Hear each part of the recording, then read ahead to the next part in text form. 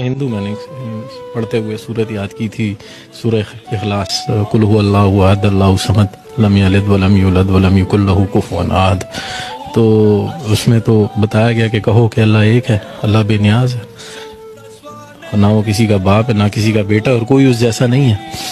تو میں گھر گیا اپنے والد سے کویشچن کیا. ہمارے گھر میں اوبیسلی ہندو تھے تو کافی بت پڑے ہوئے تھے، تو ادھر میں نے ان سے کویشچن کیا کہ ان میں اللہ کون ہے، Who's Allah among them?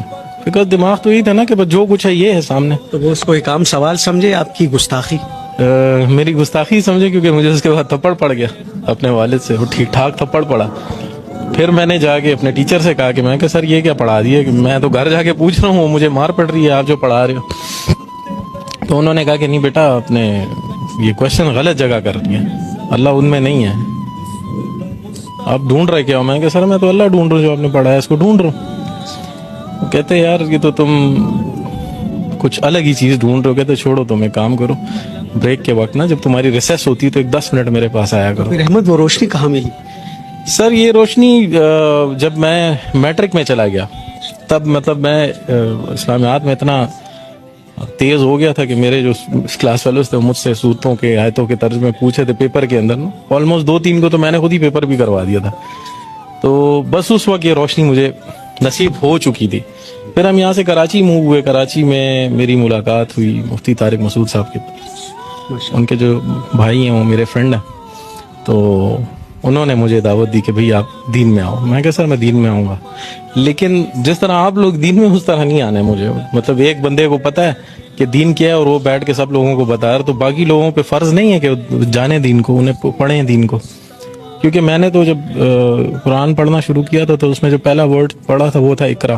پڑھو اقرا بسم ربک الذی خلق، پڑھو. تو پڑھتے ہم نہیں ہیں، ہم سنتے زیادہ ہیں. ہم مفتیوں کو سن رہے ہیں، مولویوں کو سن رہے ہیں، لیکن پڑھ کتنا عرصہ ہوا ہے احمد؟ مجھے 5 سال ہوئے ہیں دین میں آئے ہوئے. کیا تکلیفیں جھیلیں، کیا مشکلات آئیں؟ تکلیفیں تو سر بہت زیادہ ہیں. مطلب وہ جو دین آپ لوگوں کو ملا ہے وہ آسان ہے، اور جو دین ہمیں ملا ہے وہ اسٹرگل ہے.